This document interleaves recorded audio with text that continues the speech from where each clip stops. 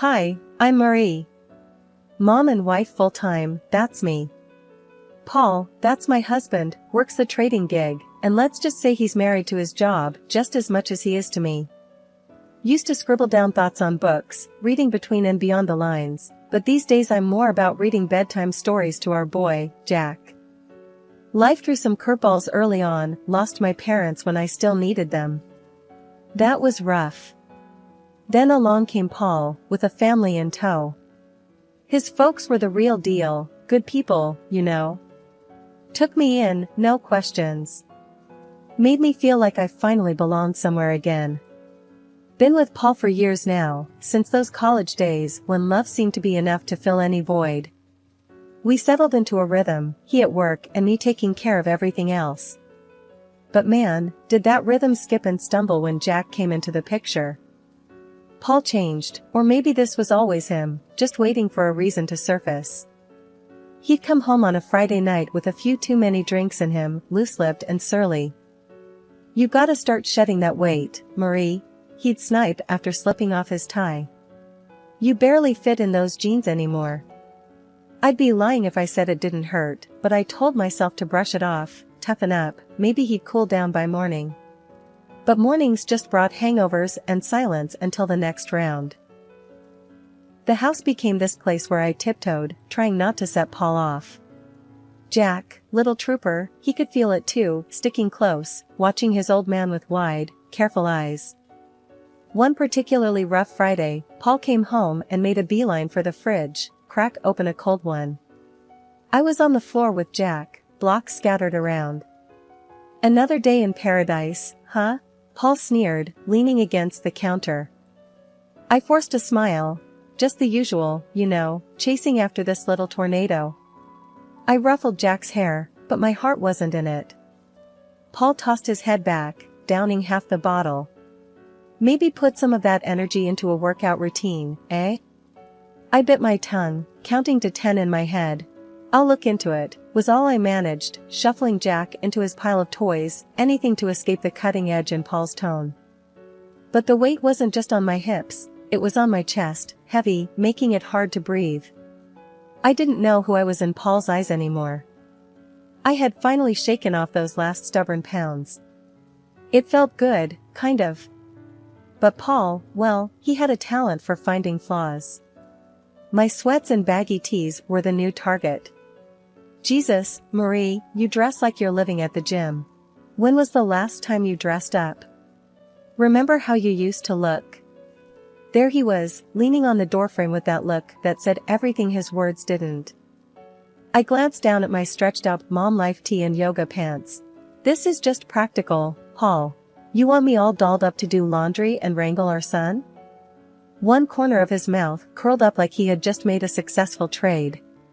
"I dunno, how about looking good for your husband? That used to matter." I sighed, rolling my eyes. "Well, unless my husband starts taking meetings at the playground or the grocery store, I think I'll stick with practical." He shook his head, chuckling without humor. "You used to care, Marie." His voice trailed off as he wandered back toward the living room, his disapproval hanging in the air like a bad smell. Then there was Jack, our boy, trying to navigate the shaky terrain between us. I was teaching him please and thank you, thinking manners mattered. Paul caught a bit of our lesson one afternoon and scoffed. "Look at you, teaching him to be Mr. Manners. You want him to get trampled on?" "Manners are important, Paul. It's about respect," I said, trying to keep my voice even. "Respect is earned, not politeness the least," he shot back. "He needs to toughen up, not be some yes, please pushover." Then the whole freeloader thing started. One night, Paul came home, tie askew, looking like he had won and lost the same fight. "Nice day?" he asked, sarcasm heavy as he glanced around what I'd come to see as our minefield of a home. I put down Jack's toy and braced for what was coming. "Just the same, dealing with tantrums and spills. How was work?" Paul's laugh was short and sharp. "Work? Oh, it was just dandy, supporting a parasite." My cheeks burned. "Excuse me?" My voice was a little too loud. Jack's eyes flitted from me to Paul, sensing the shift. A parasite, Marie. I work, you play house, he said, each word pointed and heavy. That's the thanks I get? I am raising our child, Paul. Your child. That's work. That's vital, I said, my voice rising now, too. Jack started fussing then, picking up on the tension. I swept him up into my arms, trying to shield him from the fallout. Paul had a knack for knowing when he'd pushed too far, and his next words were more measured. Marie, I go out there and deal with sharks all day. Come home, and what? I don't know, something different. I can't be your one-man show, Paul, I said softly, trying to defuse the bomb that our marriage had become. I'm here, juggling a million things for us, for Jack. We looked at each other then, really looked, and I wondered if he saw the plea in my eyes. The help me, back me up, be with me that I felt screaming inside. But he turned away, the finality of his silence telling me that no, he didn't see. He didn't want to. One day, the disrespect boiled over. Jack scrunched up his little face and called me a name, a real zinger. He got it from Paul. You're just a lazy bum, he had hurled at me, his tiny voice bitter and angry. I felt like I'd been slapped. What? Jack, no, you can't say that, I stumbled, shocked. He folded his arms, stubborn as his dad. Dad says it, so can I. That was the last straw. When Paul got home, I was waiting, steaming like a forgotten kettle. You know what your son called me today? I laid into him without waiting for an answer. Paul dropped his keys on the counter and chuckled, clearly not seeing the line had been crossed. What did he say? The truth? He tossed his words over his shoulder as he walked to the fridge, his casualness like acid on my skin. Is that funny to you? I was shouting now, my usual restraint snapped tight as a dry twig. Your son is calling me names. Paul leaned against the kitchen counter, beer in hand, a smirk blooming on his face. Oh, come on, Marie. Kid's gotta learn to stand his ground. I was staring at him, hands balled into fists. By disrespecting his mother? He shrugged, a lazy lift of his shoulders that sent me teetering on the edge. You're too soft on him. Look, he's getting some spine. Spine? My voice shot up another octave. He's learning to be just like you. Paul grinned and ruffled Jack's hair. Ain't that right, champ? I turned to Jack, who was looking at us with eyes that were too old for his face. Jack, listen to me. What you said to me this morning was wrong. You can't talk to people like that.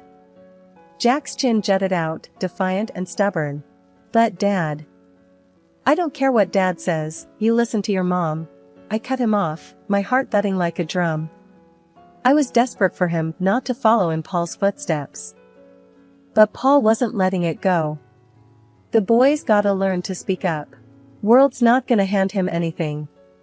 You keep coddling him, he'll end up. I get it, all right? I get it. I cut him off, feeling the weight of his words like a physical thing on my chest. But there's a line. You don't get it, do you? Paul threw up his hands, that ugly smirk still there. Whatever, Marie. You make mountains out of molehills. I turned from him, that burning in my chest now a churning mess.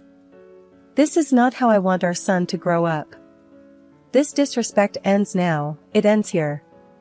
Paul just took a swig of his beer, and I knew, right then, my words were just bouncing off him. I looked at Jack, really looked at him. You apologize to me, now, I said, the power in my voice surprising even me. Jack's eyes darted between me and Paul, but he knew that tone. Sorry, Mom. The word was small, almost lost in the kitchen, but it was there and it was a start. I moved closer to Jack, knelt down so I was eye level with him. Thank you. We treat each other with respect in this house, you got it? Paul snorted behind me, but I ignored him. Jack nodded, a hint of my boy peeking through that new sullen shadow he wore. It was a crack in the wall Paul was building around him, a crack, but also a starting point. I stood up, squared my shoulders. We're going to fix this, Jack. No more name-calling, no more disrespect. We're better than that. I took Jack's hand, and we left the room, leaving Paul and his smugness behind us. I stood there on the sidewalk, my phone shaking in my hand. It was one of those moments where your gut ties up in knots. There, across the street, Paul was laughing it up with some woman. Blonde, curvy, and looking at my husband like he was the last piece of chocolate in the box. My thumb pressed record before I even decided to. The walk home felt a million miles long. A part of me hoped it was a misunderstanding. But deep down, I knew. Back in our kitchen, I threw my keys on the counter. Paul was sitting there with a beer, like he always did, but today the sight of him made me sick. Without a word, I tossed my phone on the table in front of him, the video playing. Care to explain? Paul looked at the screen, his eyes going hard when he saw what was on it. He muted it, placed it calmly on the counter, and then looked straight at me. Yeah, she's beautiful, he said, his voice dripping venom. You used to be like that. I felt the slap of his words, my cheeks flaming with anger, my body tense. So, that's it, huh? You parade around town with some woman while I'm at home? Paul stood up, his chair scraping back against the tile. He was too close now, his voice low and mean. What, you stalking me now, Marie? Can't handle the fact that maybe there's more out there than what's inside these walls? I was reeling, feeling the pieces click together. Cut the crap, Paul. You're cheating. He didn't even flinch. You wanna know why, he said, his chest puffing up. Because around her, I'm somebody. Not just the guy who pays the bills or the bad guy 'cause he ain't Mr. Rogers. So that's it? I edged back, feeling the counter dig into my hips. Your family's not enough for you? Paul snorted and grabbed his beer again. It stopped being enough a long time ago. Maybe if you'd have kept up with yourself, I wouldn't have to look elsewhere. The bile rattled in my throat. I'm not the one who promised till death do us part. His laugh was short and punched the air. Those are just words, Marie. They stopped meaning anything to you a long time ago. I should have been crying, but the tears wouldn't come. I was just empty and angry. I gave you everything, Paul. I gave you a son, I made a home for us. And this is how you repay me? He took a long drink, then leaned back against the counter. You gave me a home? Looks like a prison to me. Same old, every damn day. You think that's a life? We made vows, Paul. I shouted, my voice cracking. Yeah, and you broke them every day with your sweatpants and constant nagging. His face twisted into something ugly, something monstrous. That was the last thing he said before I walked out, my heart numb, anger seeping into every corner of my being. I was on edge the whole ride over to Paul's folks' place. It was gonna be nasty, but I had to lay it out for them.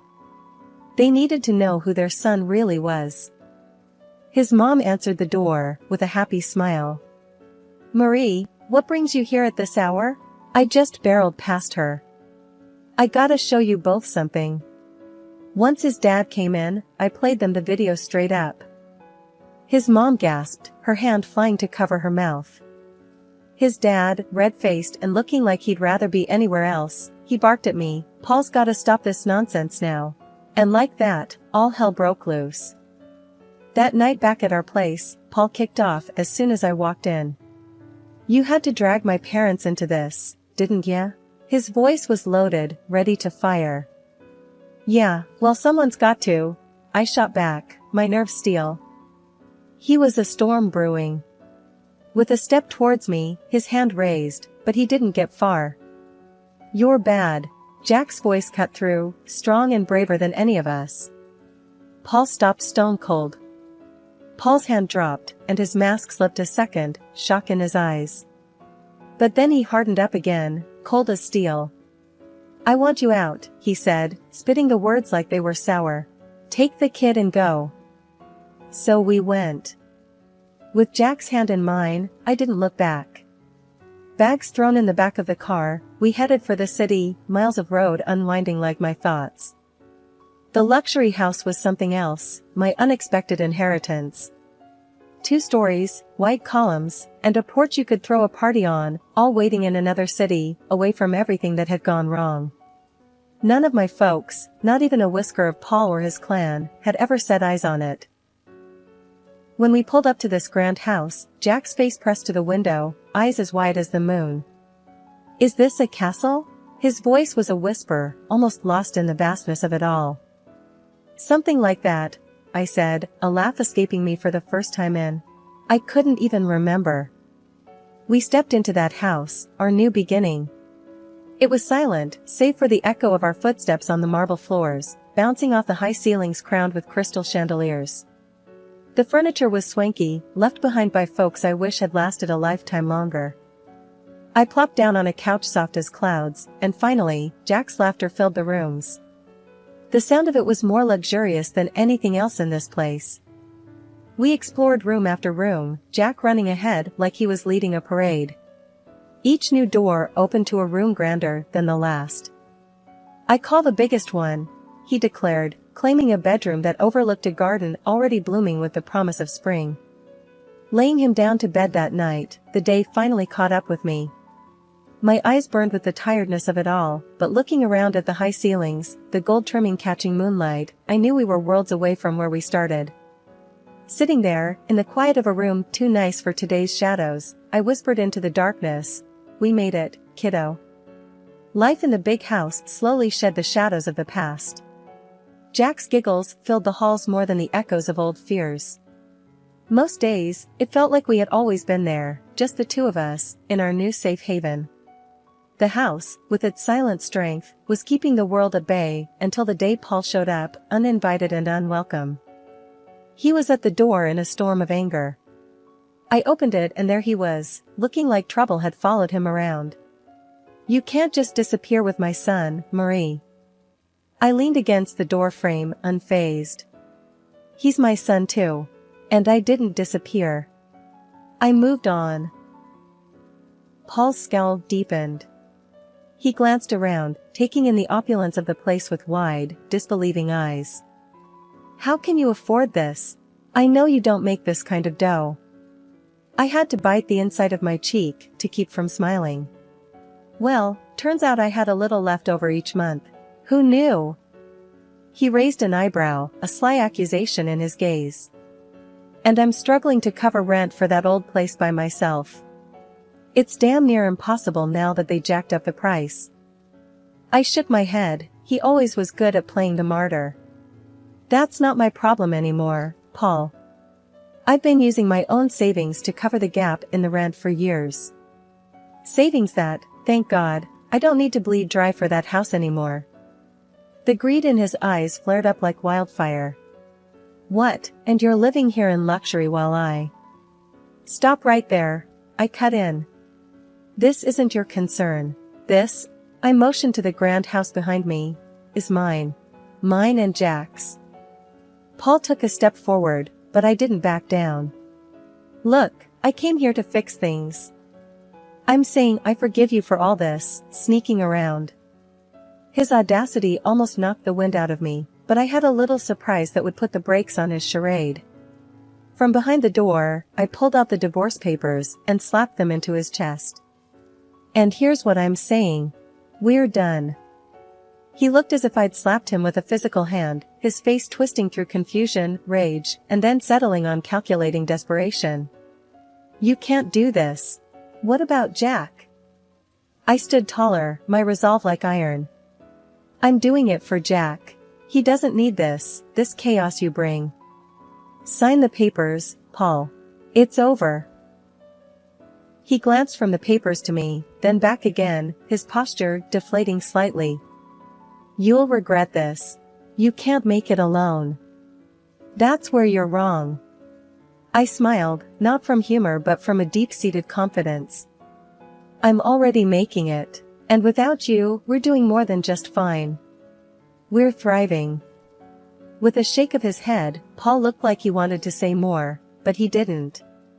Instead, he turned on his heel and strode away, clutching the papers like they were a snake that could bite. Once he was gone, the house seemed to exhale with me. I closed the door gently, turning back to the life I had fought so hard for. Life had a way of tossing stuff at you, hard and fast. It was Thursday, the kind of day that should have been easy, but it wasn't. We shirked dinner for a bit, setting up ramps out of old books and watching the Lego car stupidly do flips and land upside down. Jack's laugh was infectious, the sort that wiped clean the worry lines off my face. His enthusiasm was a reminder that amid all the crap, there was still good, simple, unadulterated good. Then it came, a banging on the door that made my stomach drop and my face lose all its motherly warmth. Paul had a knack for bad timing and worse entrances.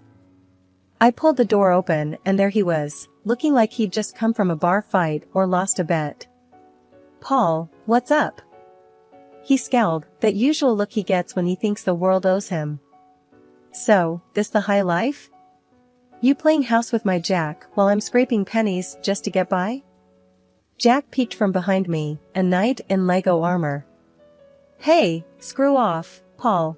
Don't talk to my mom like that." Paul's face turned a nice shade of tomato. "The hell? You let him talk like that?"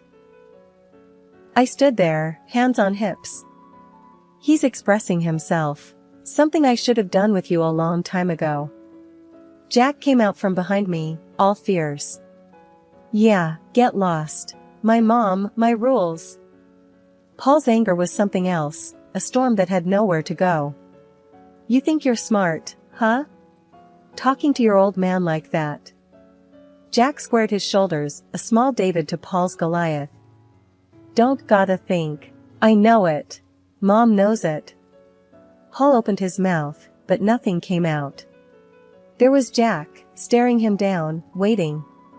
This was no place for Paul anymore, no place for his bluster and noise. After a tense moment, Paul shook his head, muttered something under his breath and stormed off the porch. Jack turned to me with this look, the kind of look that said, "We got this." I nodded, all the agreement he needed. We went back to boiling pasta and racing Lego cars. That's how we do it, simple, nothing fancy. We just keep on.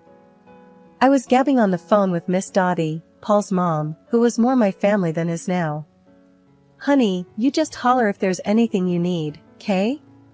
Her voice was always a warm blanket over the line. "We're all good, Miss Dottie. Really, couldn't be better," I assured her, twisting the cord around my finger. She hummed a pleased note. "Just makes my heart full to hear that. Keep on keeping on, you hear?" Frank, her husband, yelled from somewhere behind her. "Tell her that any time she wants to send over some of that lemon meringue, we won't complain." A genuine laugh burst out of me. "Expect a pie on your doorstep soon, Frank." Exchanging a few more pleasantries, we hung up. I shook my head. If someone had told me last year I'd be mining gold from the wreckage of my married life, I would have laughed in their face. Jack pulled on my sleeve, waving his drawing like a five-star general. "Look, Mom. This is our house." I looked down. His scribbles had heart. A big square house and two stick figures, a little one and a tall one, with sloppy grins and a lopsided sun shining down. The swing I'd put up for him stood out in green and brown strokes. "That's us, right?" A dumb question, really, but it made him nod with pride. "And I'm gonna sell my art, make us rich." There was serious conviction behind his toothy smile. "If you do, you're buying me that fancy coffee I've been eyeing?" I nudged him with a wink. He nodded, his expression all business. "Only the best for my mom." And just like that, the knot in my chest loosened a bit more. Sundays were like that, full of little miracles. The thing was, life had done a real number on us, but it was looking up. Paul got slammed by the door he let hit him on his way out. The fancy house he rented to impress his mistress? Turned out to be a couple of sizes too big for his wallet. Now he was cooped up in a tiny apartment, the kind of place his pride wouldn't have let him consider a year ago. And the mistress? She hightailed it the minute his pockets turned up empty and his promises hollow. But that was a tale for some other time. Right now was about Jack and me, and the park we were marching to, hand in hand. We stepped out, and the door clicked shut, a soft full stop to one chapter before immediately kicking off the next. Jack tugged me towards the park, his excitement bubbling over. I didn't glance back at our home, no need. Ahead was everything that mattered, me and my boy, parts of a world that kept on spinning, even when you felt like you'd fallen off.